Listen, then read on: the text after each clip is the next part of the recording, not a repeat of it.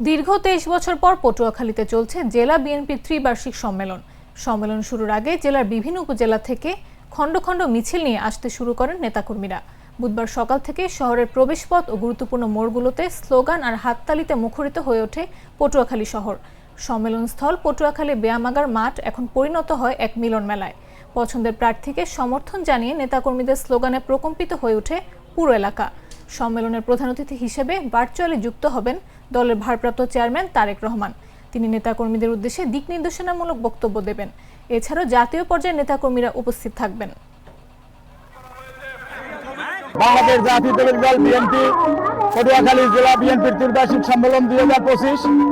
আজকের এই সম্মেলন উপলক্ষে আমাদের বিভিন্ন থানা ইউনিয়ন থেকে যে সমস্ত নেতৃবৃন্দ আসছেন তাদের পানির ব্যবস্থা করার জন্য বাংলাদেশ জাতীয়তাবাদী যুবদল পটুয়াখালী জেলা যুবদলের সদ্য বিদায়ী কমিটির সাবেক সহসভাপতি জনাব শহীদ মোস্তাফিজুর রহমান রুমি তার নেতৃত্বে আমরা এই আমাদের কর্মীদের মাঝে আমরা পানি বিতরণ করছি, যাতে দূর দূরান্ত থেকে যে সমস্ত কর্মীরা আসছে তাদের যেন কষ্ট না হয়, তাদের এই কষ্ট লাঘবের জন্য এই শহীদ মোস্তাফিজুর রহমান রুমির একটি পদক্ষেপ। এই পদক্ষেপে আমরা